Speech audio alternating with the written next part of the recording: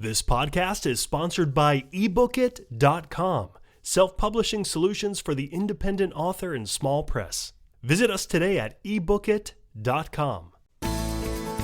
Hello and welcome to another edition of the Toastmasters Podcast, the official podcast of Toastmasters International. Hello everybody, my name is Bo Bennett and I am the host of the Toastmasters Podcast. Well, this is part 3 of our International Convention series of podcasts. We have 4 great interviews coming on up, so sit back, listen in, and enjoy.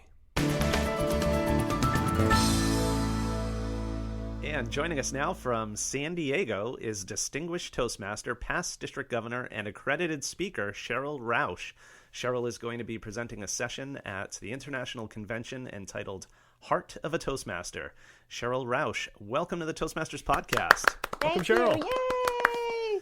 So, Cheryl, I understand the session you're presenting is based on a book of the same title. Can you tell us what Heart of a Toastmaster is all about? Yes, thank you. It's an inspirational collection of true stories, tributes, and heartfelt messages by, for, and about our members. And over 200 stories were contributed from our members, active members from around the globe, for contribution into the Heart of a Toastmaster book. And it's truly a catalyst for sharing overcoming adversities, facing the fears of public speaking, being a catalyst for that change, for stepping up and being part of our global family of support, using Toastmaster skills in the community, and the extraordinary pride of membership that we all have for this organization. So this session on Wednesday, August 21st, is a full 90 minutes packed of Toastmasters who are published in the forthcoming book, sharing their stories. These are real people, real stories, real members with real heart. It's never been done before. So to make sure I'm understanding you correctly, this isn't you sharing all of the stories of these members, but some of these members are actually going to be co-presenting with you, coming up on stage and sharing their... They are going to be showcased, and it will be by special invitation. So in addition to showcasing the speakers, I'm guessing you'll have plenty of stage time to talk about your book, or how are you going to be approaching the topic of Heart of a Toastmaster personally? My approach on this is that I may open sharing a little of my story of how I first wandered into a Toastmaster meeting, having been invited, and how I had no idea how it would change my entire life. That was 26 years ago, and I am still an active member of that same club, Voyagers 5315, in District 5 in San Diego. 26 years later, it has changed my life, changed my career, changed my purpose and my area of service in life. And I have such heart for Toastmasters that it's a thrill to represent the organization and help the members find their voice. Our magazine is a monthly showcase of incredible stories that are written, and working with Paul Sturman in the magazine staff, that he's brilliant in what he does and how this is all being edited. So what I foresee of this presentation is that it's a showcase by, for, and about our members. I will facilitate and MC the program, bringing in the different parts of it and really elevating the pride and passion that we have of our membership. And it's pretty exciting. How did you choose the presenters for this session? Based on their stories, that their stories are so passionate that, matter of fact, several of these could be world championship final level presentations. They were that well written, but they are all true stories, and they have to be true and have to be from the heart in order to have been accepted into even the manuscript stages. That based on these people will be published in the book, they will be showcased on the stage, sharing what their stories are.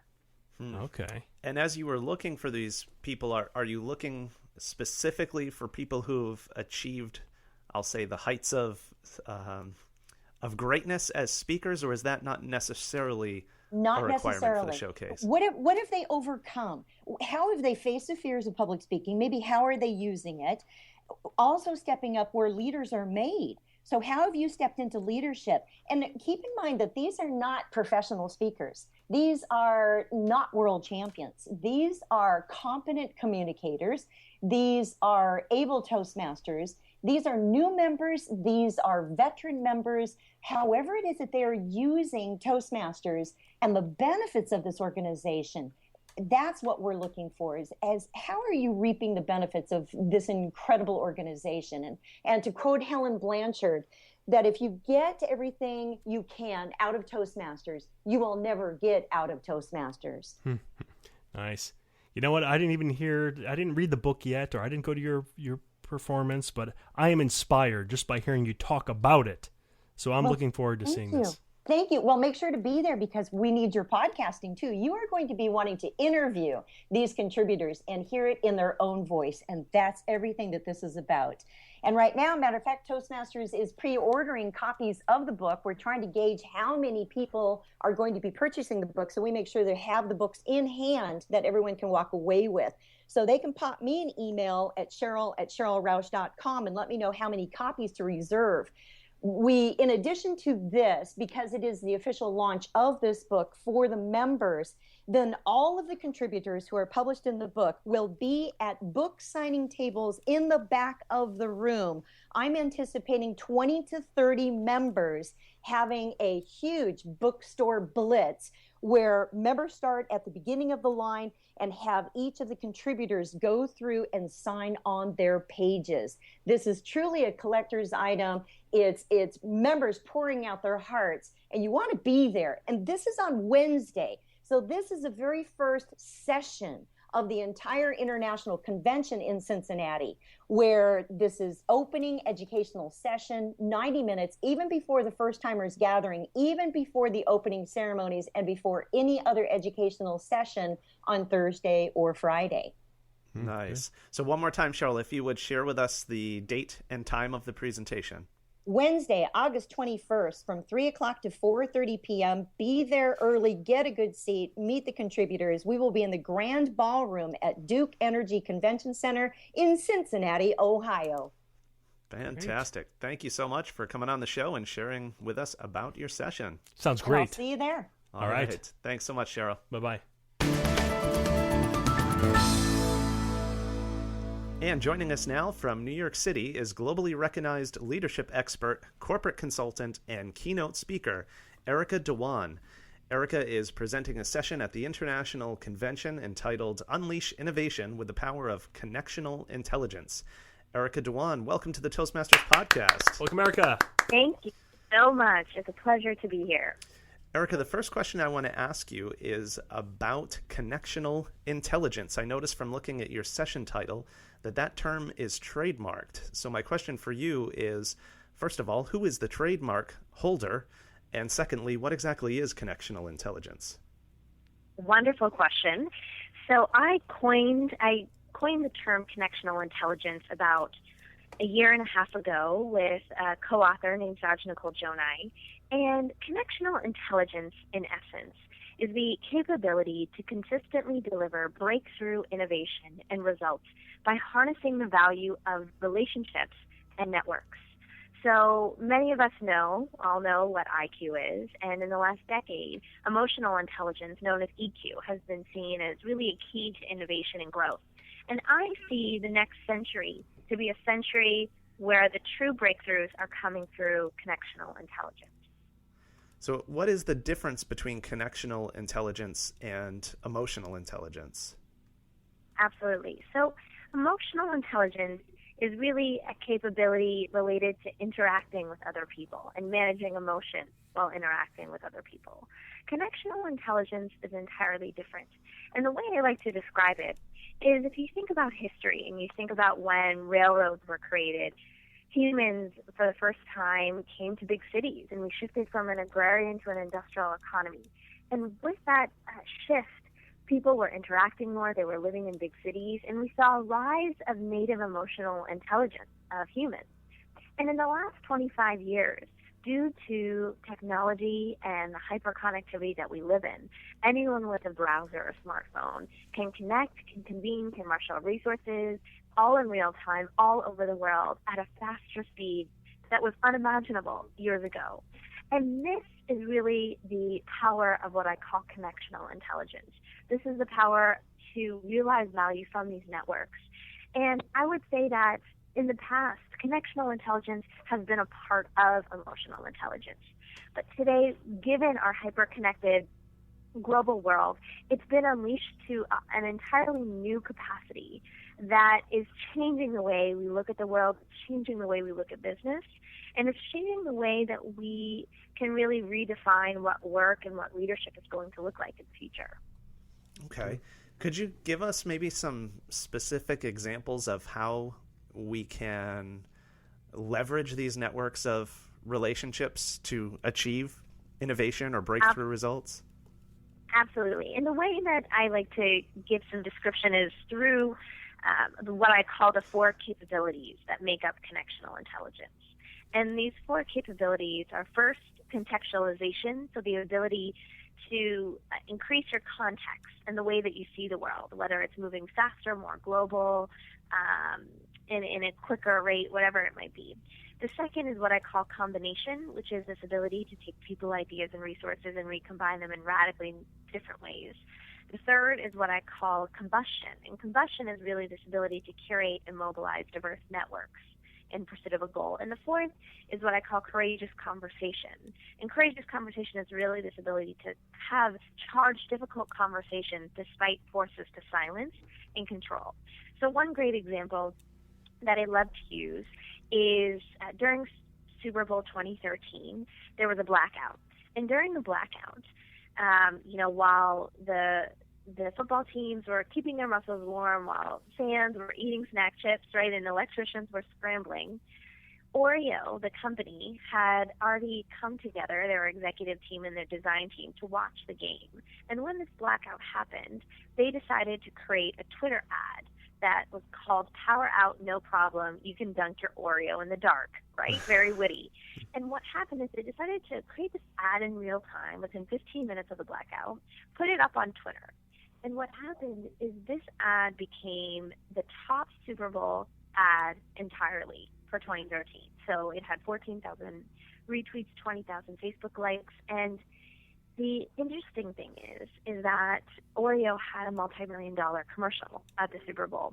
But what was more profound for them was this Twitter ad that they put up within 15 minutes during a real-life surprising event that they didn't expect, which was the blackout. So that's connectional intelligence in today's age. That's being able to connect at a faster, cheaper, more global rate and really create a breakthrough that people haven't seen before. Right. Very good. Very good. Good example. So, Erica, could you just tell us as we wrap up here what the style of your session will be? Will you be, I imagine you'll have to, before you can kind of give people skills in these areas, you'll be giving an overview of this whole notion of connectional intelligence. Are you going to have any interactive components or more lecture format? What do you have in store? Absolutely. So all of my sessions are 100% interactive and engaging for the audience. We'll spend some short time going through the keys, the capabilities of connectional intelligence, but we'll spend the majority of our time together really talking about how the participants can take it back to their teams and to their clients, and also elevate their own connectional intelligence to drive breakthrough. So I'll have a quiz that people will take. We'll have some interactive portions where people will answer questions in pairs and also report back. And we might even do a little bit of movement or a little surprising stuff to really, again, connect not only with our minds but our hearts when we talk about connectional intelligence. So might get some extra special surprises in the session. Sounds fun. All right. Yeah, sounds like a fascinating topic, Erica. And I see you are going to be presenting this session Friday, August 23rd from 3 to 4 p.m.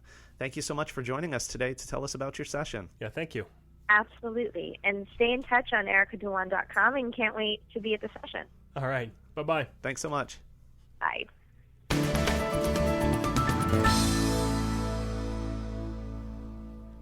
And joining us now is Dr. Hassan Teta.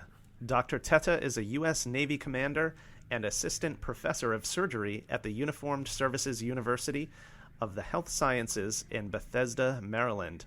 Dr. Teta, welcome to the Toastmasters Podcast. Welcome. Thank you. Thank you so much. I really appreciate it, and it's an honor to be here with you. Great. Well, Dr. Teta, the title of your session is Exceeding Expectations, How to Create an Enduring Personal Legend. What exactly do you mean by an enduring personal legend? Are we talking about throwing another Bigfoot into the mix here? Absolutely not. No. What my session is aimed at doing is providing for individuals a roadmap to discovering their purpose, ideally in life, and perhaps in their current endeavors. And the context of that comes from the experiences that I've had as a surgeon, particularly as a transplant surgeon, and recognizing and having a perspective of the frailty of life in the moments of trauma and loss, and in the moments of triumph and miracle. And what I try and convey to the audience is not only the delicacy of life, but how one must have gratitude for the moment that they have in terms of being alive and being present in the space of life, and ideally finding purpose and commitment in that life. Interesting. I see your session also promises answers to life's most urgent question. Of course, we don't want you to give the entire secret sauce away today, but could you give us maybe a little bit more of a protracted teaser on that? Sure. It's almost counterintuitive, but it is a well-known fact that finding one's meaning in life and finding one's purpose is inherently related to helping others. And when one comes to this session, they'll understand that in greater detail.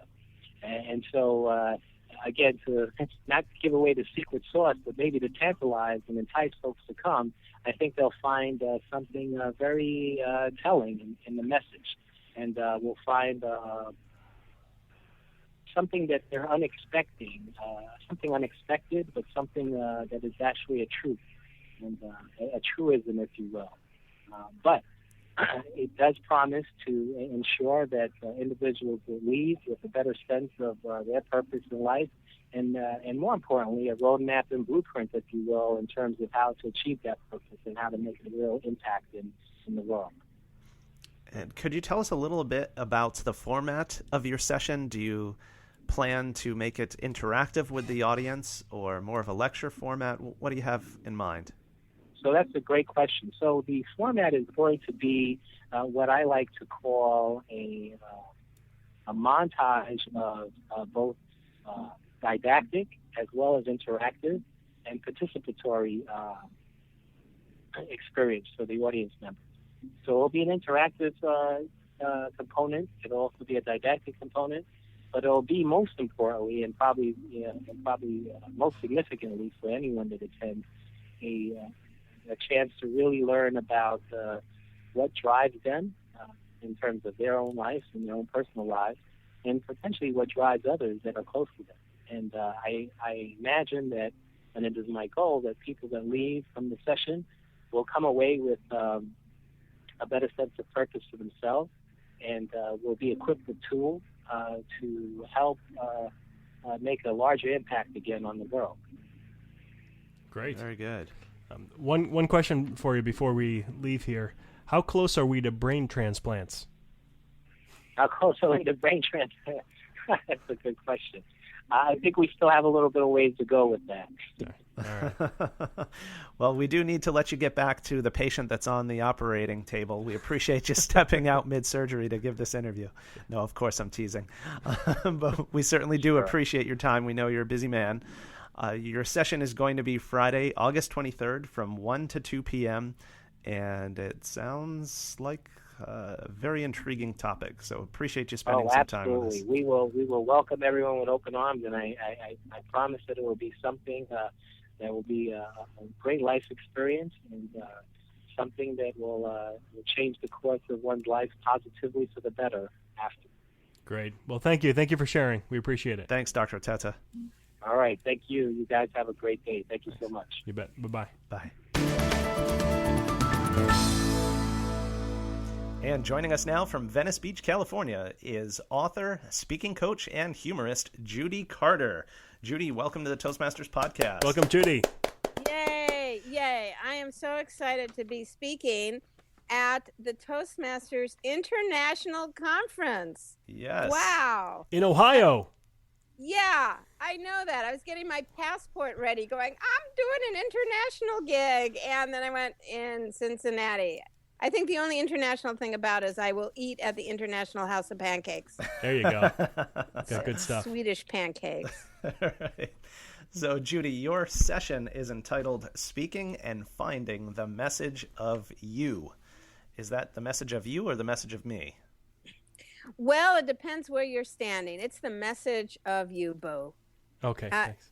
And what it means is that there are two kinds of speakers that I have found, because I coach a lot of Toastmasters speakers, and I also coach a lot of comics.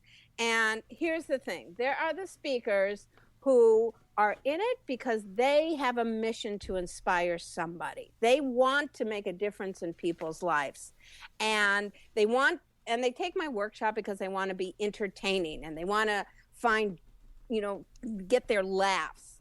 And they want to find those stories that are just going to really move people. And that's really great. But then there are the speakers, and you know who they are. They didn't get enough attention from their parents, and they're in it to get something from the audience rather than to give to the audience. They need attention. They need laughs. And we've all been in front of those speakers because they make us want to poke our eyes out with a pencil. They are so frigging boring. Right. And here's the thing. They don't realize that they have something so valuable to give, and that is their message, the message of their life, what they stand for. And in this session, what I'm going to do is help people find their message, because most people find their message after they're dead. You know what I mean? Like at a funeral, you're going to hear someone talk about and tell stories about you and what you stood for, and this woman stood for empowering women, and this guy was always made me feel better about myself, and this person always made me laugh. But you're not going to be able to correct them because you're going to be in the box. So I'm on a mission that everybody knows their message while they're alive. That's a good idea. And you could hook up a speaker system to the coffins now to be able to transfer that message to people talking about you at your funeral. Well, that's really creepy. I saw that on Sky Mall. But here's the thing. We all have heard those speeches, and they're very compelling. And I have always found from all the comics that I've coached, I've coached a lot, like Jerry Seinfeld and Jay Leno. Uh-huh. Heard of those guys. Yeah, they never took my class. But Seth Rogen and the younger breed of comics that have come up, I've coached them, I've worked with them, and what audiences are looking for is really you at your core, your authenticity. So a lot of Toastmaster speakers, when trying for the comedy contest that comes up, they'll make up some crazy speech, like they'll make up a story. And what they find after working with me, and what people find after attending my session, is that you already have that amazing story. You already have a story that's so compelling, so dramatic, that can inspire people. And it's already funny. You don't have to make up anything. And the place to look is in the word message. It's the first 4 letters. That is mess. Exactly. And all comedy, all inspiring stories come from a speaker's journey from mess to success. So I'm going to show you that your problems can be turned into punchlines, not the reverse, not to find something really hack, like and they were naked and the toilet, reverse flushed on me, and all that BS that I see a lot of speakers do. I want to show people the amazing ability that each one of them has to find that signature story within them, find their eureka moment, and show them that it's not the subject of what you talk about that's funny, Mm-hmm. but how you tell it. And there's some very specific comedy techniques that can be used to make a story very, very funny. But the story has to start with what I call the title of my new book, which is The Message of You. Judy, I have to ask you, I keep thinking, but there are people I know, Toastmasters, non-Toastmasters, who are just boring. Let's just be honest, kind of boring people that aren't very interesting when they tell a story. Do you believe that truly everyone has this within, and it's a matter of just tapping into it and showing them how to find it and unleash it? Absolutely. My experience has been that people look in the wrong place to find their funny, and they don't realize it's a huge wake-up call for everybody to where I go, well, that's my story. Yeah, you're speaking and you started with a speech impediment.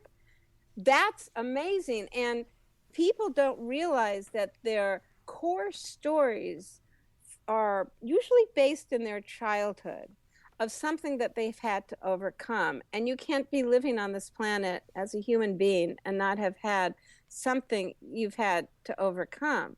But you usually, because it's somewhat painful, you don't want to think about it. So when it comes time for you to talk in public and do a speech, you're going to present, look how great I am. Look how wonderful I am. Look at my credentials. But the truth is, those of us who are willing to reveal maybe the place where we weren't so successful, and that then creates the story, because it creates the journey from how did you get past whatever difficulty you had to deal with, whether it is, and I'm not talking about severe abuse, or I'm not talking about car accidents. Sometimes it's a very simple thing of having how you grew up with engineers and learned how to have a sense of humor. Sometimes it's the skill that you got from whatever situation that you've been in. I had a client who felt like, what do I have, Judy? I have nothing. I'm a stay-at-home mother, right? What am I going to speak on? 100 ways to make a hot dog casserole? I have nothing. Right? So she felt she had nothing. I came from a happy family. Everything's been great. And I go, well, what mess are you dealing with? And she said, well, my son was, had behavioral issues. And I went, really? Tell me about that. Well, he was screaming every time I took him someplace. Like, everybody looked at me, they're ready to call child protective services. And I go, really? Well, what did you do? Well, the experts, everything they said didn't work, but I discovered a way that I realized I was agitated. So I found a way to calm myself down, and then that translated him. And I went, well, that's an amazing story. She goes, what? Really? And I go, yeah. Now, of course, this isn't its raw form, but then we had a lot of comedy about it, a lot of the situations. We found the scene.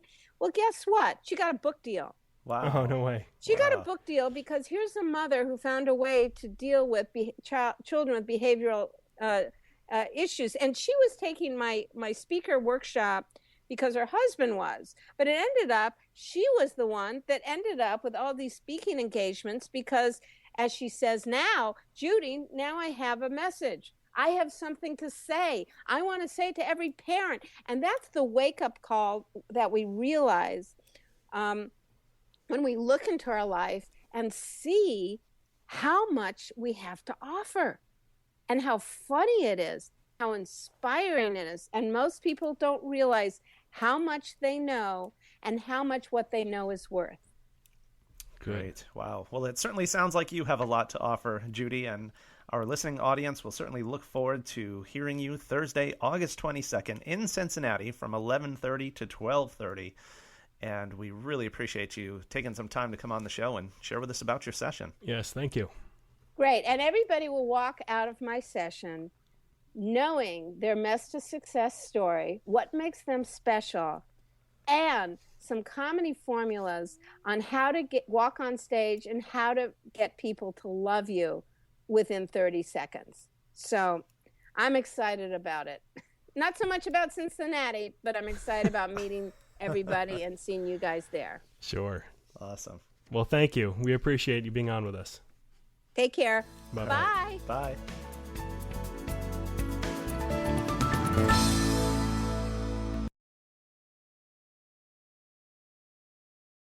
Isn't it about time you published that book you've been thinking about? We can help with that. At ebookit.com, we've been providing authors and small presses with ebook publishing services since 2010. Visit us today at ebookit.com and let us know how we can help you.